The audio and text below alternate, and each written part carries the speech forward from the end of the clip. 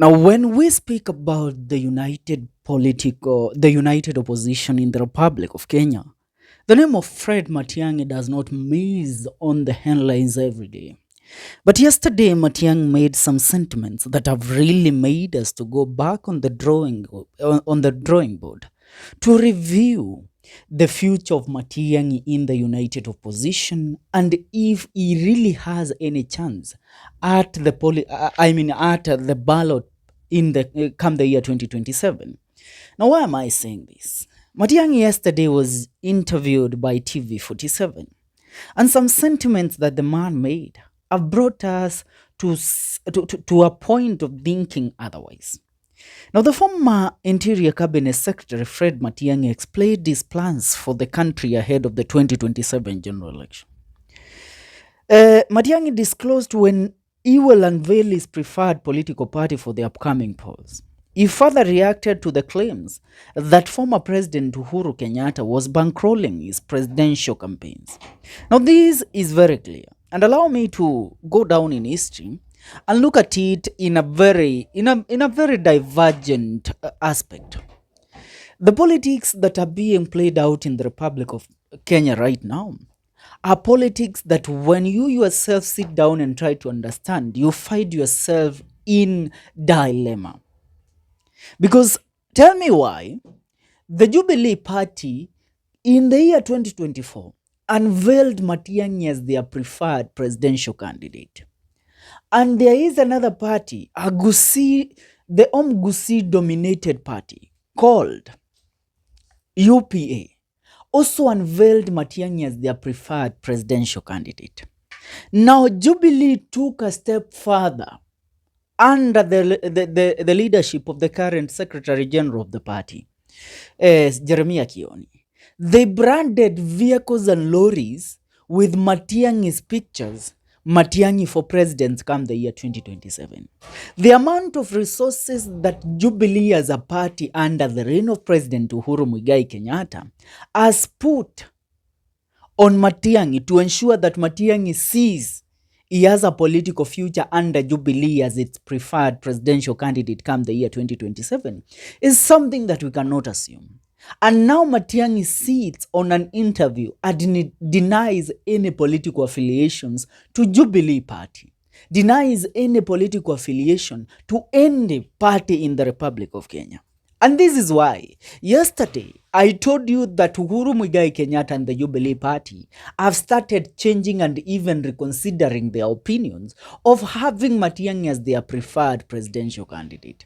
And that is why you saw Jubilee blogger and Jubilee spokesperson, that is Pauline Njoroge, unveiling Kalonzo Musyoka as a preferred presidential candidate for the 2027 general election. Yet, in 2024 and in early 2025, she was campaigning for Matiangi. She was popularizing Matiangi. And she was popularizing Matiangi under the orders of President Uhuru Muigai Kenyatta. Now Matiangi has turned out to be a confused fella, because tell me why everybody, yes, they label you. We all know that somebody has to bankroll you in an election. That is the politics of the Republic of Kenya. Everybody one day, one time has been a project. Everybody has been a project one day, one time. Now, Matiangi does not want to be affiliated with Uhuru Muigai Kenyatta. And Matiangi denying affiliations with Uhuru Muigai Kenyatta, that means Matiangi says, I have no affiliation with the leader of the Mount Kenya region. I myself, I will forge my own path in the Mount Kenya region. Yet we know that on 27th of this month, September, Jubilee expected to hold a national delegate convention meeting where, as the rumor had it, Matiangi was supposed to be unveiled as its official chairman.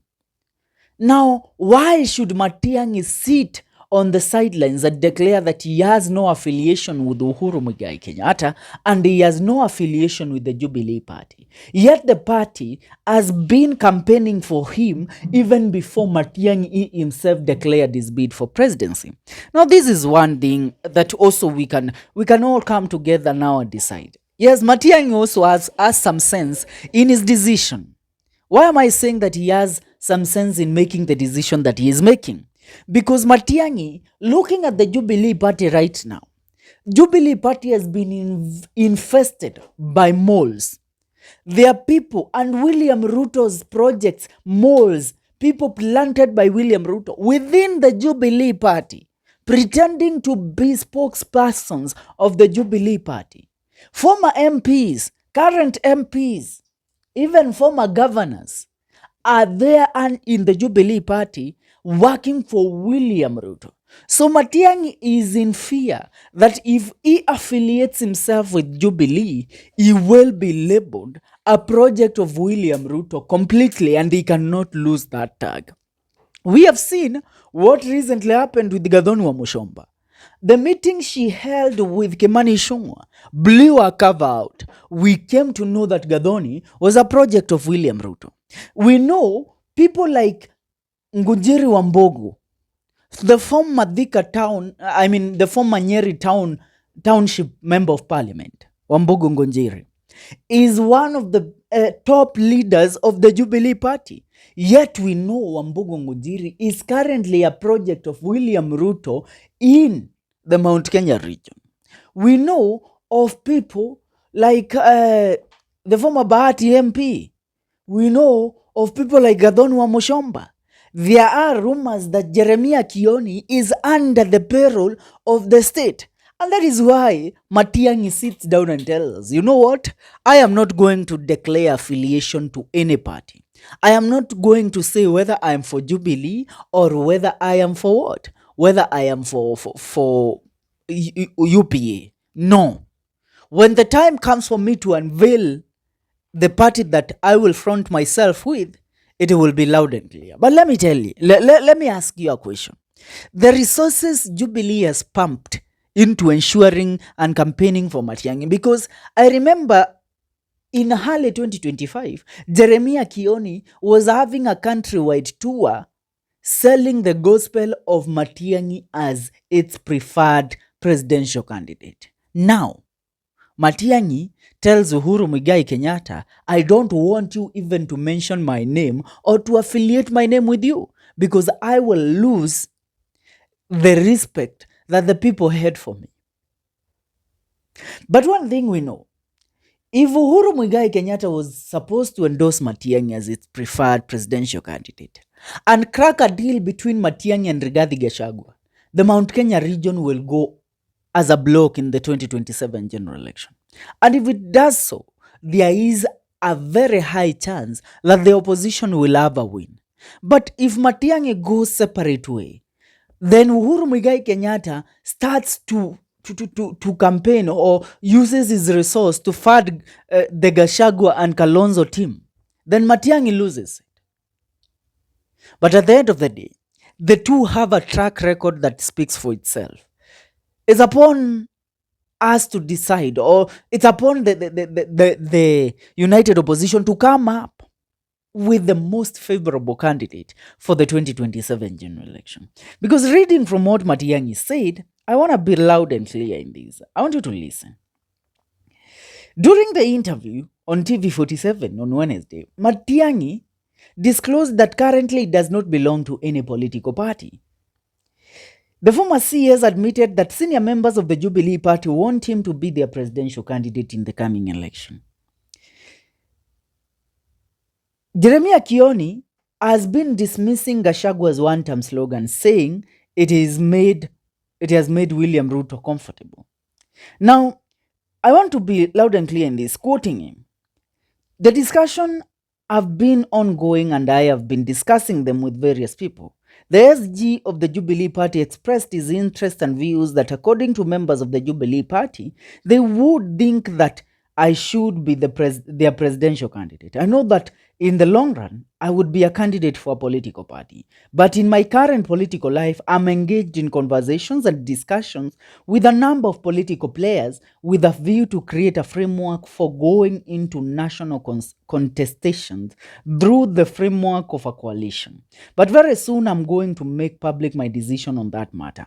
Is Matiangi going to join Jubilee? Is Matiangi going to join UPA? Is Matiangi going to unveil his new party? Now, Matiangi also further went ahead to rubbish allegations that he is President William Ruto. I mean, his presidential bid is being sponsored by the former president, Uhuru Kenyatta, terming such claims as baseless and petty. But one thing, mtu akikuita project, bwana, there are people that when you're told you are their project right now, you should smile. Because yes, President Uhuru Muigai Kenyatta brought us a project in 2022 that we failed to support, Raila Amolo Odinga. And right now, we are suffering the consequences. I would love to know your comments in regards to this matter and your take on this analysis. Leave a comment on the comment section.